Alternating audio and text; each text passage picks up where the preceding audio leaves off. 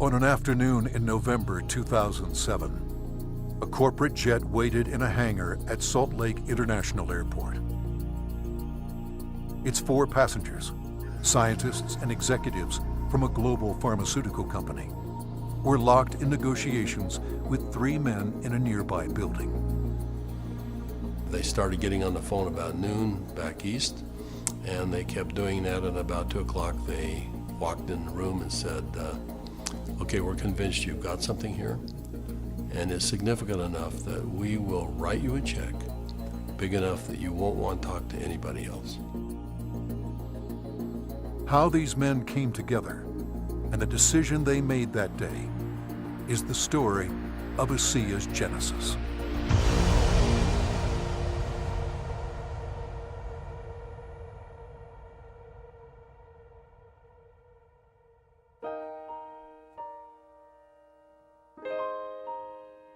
A lot of people have fathers that teach them sports.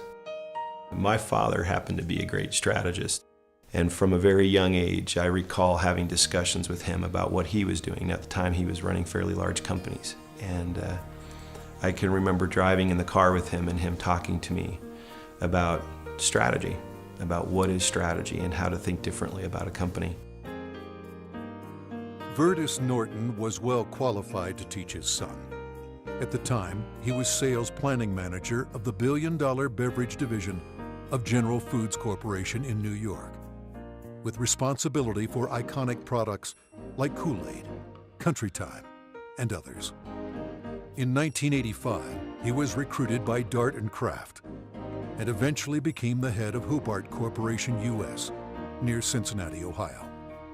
5 years later, he rejoined Kraft General Foods in Chicago as vice president of the Channel Group, managing a billion-dollar pilot business unit that led to the eventual integration of General Foods, Oscar Mayer, and Kraft Foods.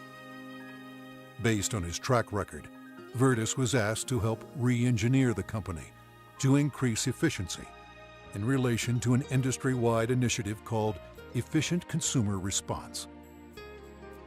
In the subsequent 3 years, Kraft's ECR, or efficiency rating, moved from 10th to 1st place.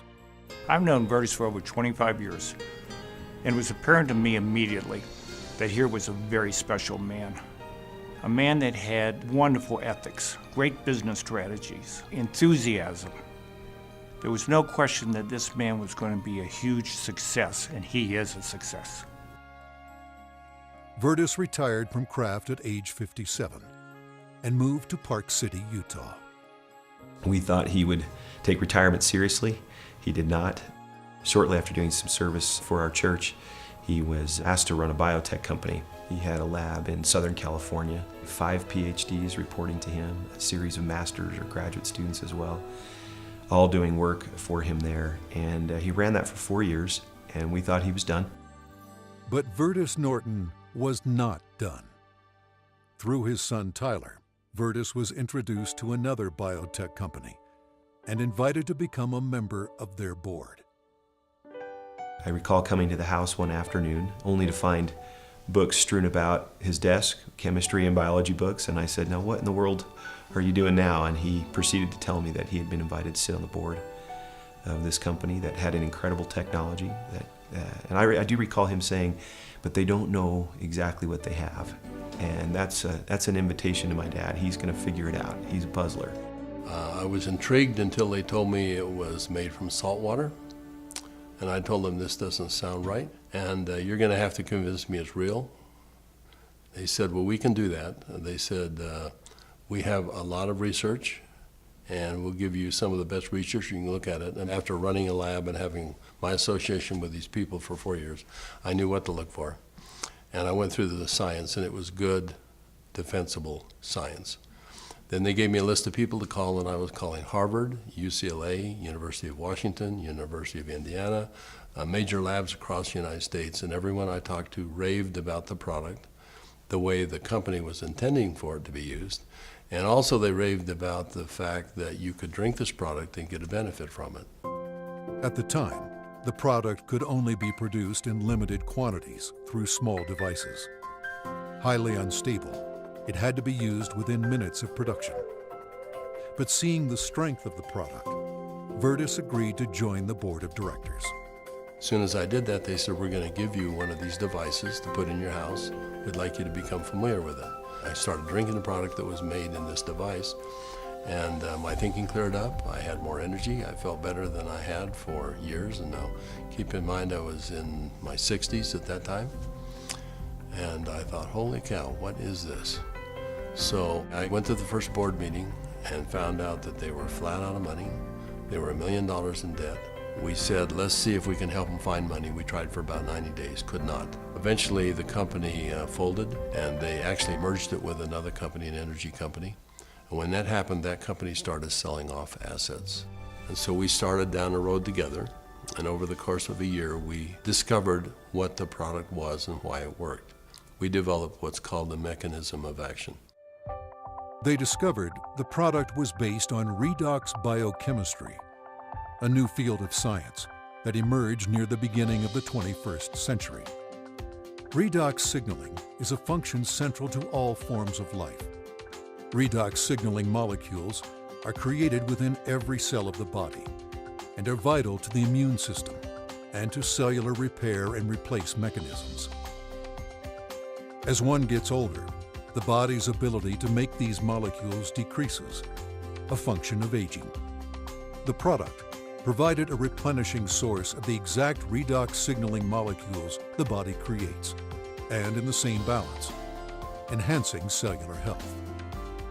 Knowing the product's shelf life was essential, Virtus challenged a team of researchers, including Dr. Gary Samuelson, to find a way to stabilize the product. We didn't know if it could be done, and we bought some equipment and kept making product over and over and over again, and we'd run it through the computer. And finally, after months, he finally came in and said, I think I've got the product stabilized. And we started testing it and found out that he had, in fact, stabilized the product. After stabilization had been achieved, Virtus met with a group of university scientists. We had told them that we had stabilized this mix of molecules, and they said, no, it can't be done. And we said, no, we have done it. And they said, no, it can't be done. And they were so adamant that they were slapping the table. And we said, well, wait a minute. We'll come back tomorrow and show you the product. So we took the product back the next day. Said, this is stabilized redox signaling molecules. Both positive and negative molecules in the same bottle, stabilized. And they said, how in the world did you do this? So one of the big breakthroughs is the fact that we can stabilize molecules that you're not supposed to be able to do that. The molecules in ASEA are supposed to be fleeting. They should all return to salt and water in just a matter of minutes, and they don't. Meanwhile, Virtus's son Tyler had arrived at the pinnacle of his career in the financial services business. His father took occasion to explain to him the technology he had acquired. He said to me, this is the product. He reminded me it was made from salt and water, and I was very concerned. At church the following Sunday, I was discussing some of the challenges of some of the members of our congregation, and I had a neighbor friend that we discussed the majority of that meeting, who, despite seeing a number of professionals and trying to solve a challenge that he had a significant issue, they were just not able to really help and find a solution for him. And it was then that this product popped into my mind. I wondered and asked, despite my doubts, could this help? Could this make a difference for him? I called Dad, and he said, of course it will help. Now, I didn't have that conviction at the time. He did, and he was willing to get some of that product. We got that product to my neighbor, and from that point forward, I felt confident that I had done my part. And given that I was still doubtful and even fearful, I kind of washed my hands from it. I think it was 3 months later when I received a phone call from the leader of our church, and he said, "Are you sitting down?" And I said, "Don't start a call like that. What's wrong?" And he said, "This is good news. Are you sitting down?" He proceeded then to tell me that he had just received some very good news, that my neighbor, whom we had given this product to months earlier, had received word that he was in fact improving and had improved a great deal. Of course, the question going through my mind was, well, did he drink this stuff? And that was what my church leader told me. He says, "That's why I'm calling. He drank all of it, and he's confident that it's had a huge effect on his situation. I called my neighbor, and I needed for him to tell me what he had experienced. And he was quiet for a minute, as I recall, and said, "Do you have any idea what I think this has done for me and for my family?" He began to tell me things that I've now heard multiple times over from people across all of North America, and how this product helped him and made a difference for his family. Frankly, this was a problem for me. This became a problem for me. It was my first indication that this could be real, this could be meaningful. And I started to question kind of what I was doing, and feeling a need to get this product out to the world, watching the impact it was having. And I ultimately resigned in May of 2010 from a significant job, the job I'd spent the better part of 17 years getting to. And it was born of this sense and feeling that this product needed to be given to the world. I've known Tyler Norton for now over 20 years. He is a person who demonstrates integrity in all aspects of his business. He is able to motivate people to do things that are even beyond what they think they can do. You know, this came full circle for me about a few months ago. I happened to be out walking, and I looked ahead and saw a family coming towards me on the street. And as they got closer, I realized it was my neighbor that had been benefited by ASEA. And I happened to be on the phone, and so we weren't able to talk. I kind of waved as we acknowledged each other, and he reached in his back pocket and pulled out a sport pouch of ASEA, and then kind of subtly bumped his heart. And we didn't say anything, but I understood completely. It brought home the whole purpose of what we're doing. Now that the product was stabilized, Virtus began studying distribution models, retail, direct sales, internet, and network marketing. So we decided to find 40 people and create kind of a focus group, and we started giving it to them. We did that for about 2 months, and we said, let's go out and find out where we are with these 40 people.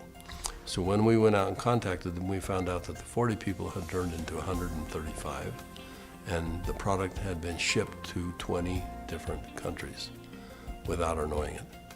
And we said, well, we've got the answer we wanted. People will, I think, buy this product. When they determine that there is a perceived health benefit, they'll buy it. ASEA LLC opened its doors for business in July 2009 with just a handful of independent associates. Today, there are tens of thousands, and their ranks are growing exponentially every month. In 2012, the company announced its entry into Europe, the first of many international steps to come.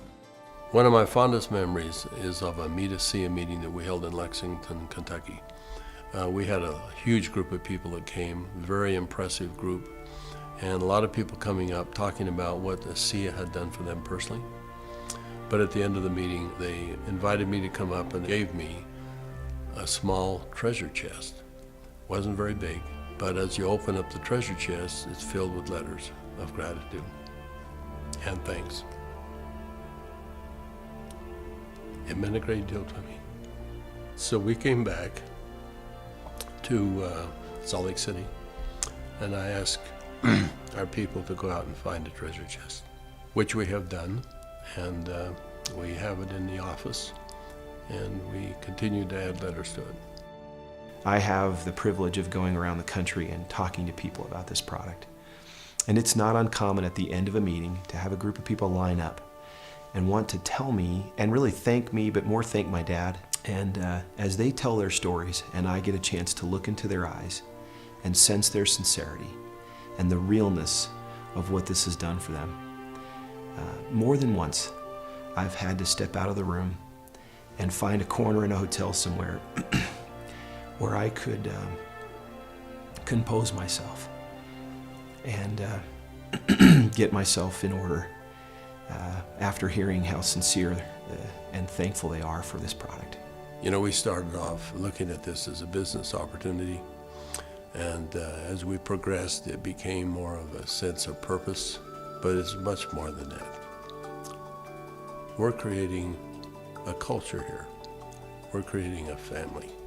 I believe that the heart and soul of this company is represented in our associates. Our associates becoming is as important to us as them making an income. I don't believe you build checks. I believe you build people. And perhaps one of the greatest blessings of my time here at ASEA is embodied in these marvelous, enriching relationships with wonderful people. People that are desirous to improve their lives, share something meaningful with others, make a difference in the world, and become more.